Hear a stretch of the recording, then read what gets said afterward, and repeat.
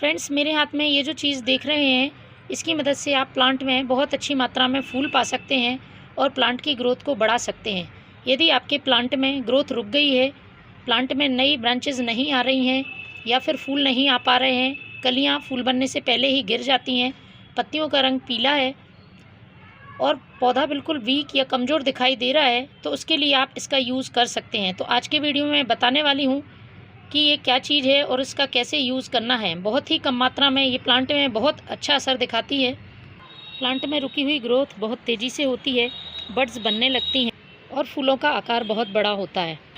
हमारे प्लांट्स में अच्छी ग्रोथ के लिए और उसमें अच्छे फूल पाने के लिए हम तरह तरह के फर्टिलाइज़र का इस्तेमाल करते हैं।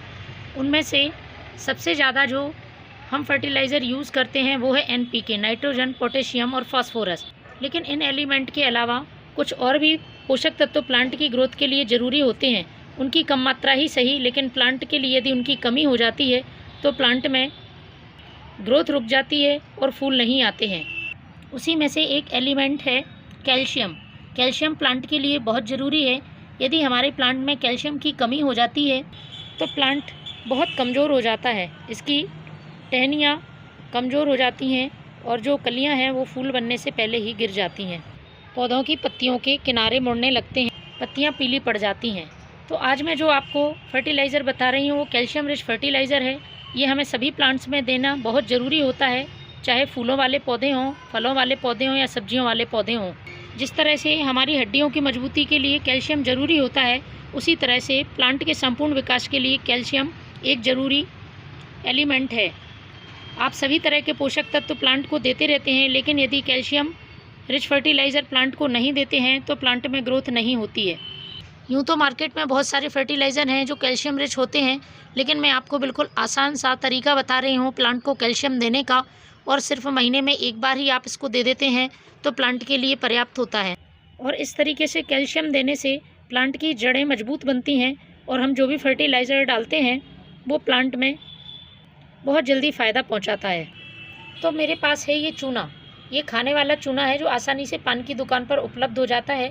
कैल्शियम का रिच सोर्स है और प्लांट को ज़रूरी कैल्शियम इससे आसानी से मिल जाएगा। लेकिन मैं डायरेक्ट इस चूने का इस्तेमाल प्लांट की सॉइल में नहीं करूँगी, इसको मैं दूसरी तरीके से फर्टिलाइज़र बनाऊँगी। एक चीज़ और इसमें ऐड करने वाली हूँ जिससे प्लांट के लिए ज़रूरी और भी पोषक तत्व मिल जाएंगे, प्लांट को नाइट्रोजन मिलेगी और प्लांट अच्छी तरह से ग्रोथ करेगा।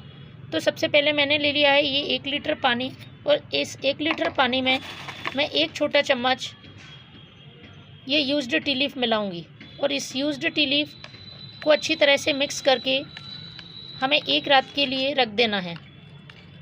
जब आप चाय बनाते हैं और जो चाय पत्ती बच जाती है उसको आप धोकर सुखा लें अच्छी तरह से। उसके बाद आप प्लांट के में फर्टिलाइज़र के लिए यूज़ कर सकते हैं।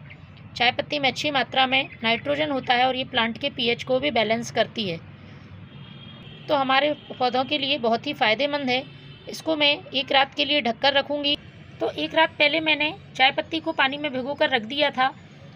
कुछ इस तरह से इसका कलर चेंज हो गया है। इसको हमें छान लेना है। छानने के बाद ये हमें मिला है फर्टिलाइज़र। अब इसमें हमें ये जो चूना मैंने लिया है इसको डालना है। तो आपको 1 लीटर पानी में बस 1 ग्राम के आसपास ही खाने वाला चूना यूज़ करना है, इससे ज़्यादा इसका यूज़ नहीं करना है। तो मैं ये 1 लीटर पानी में 1 ग्राम चूना डाल रही हूँ।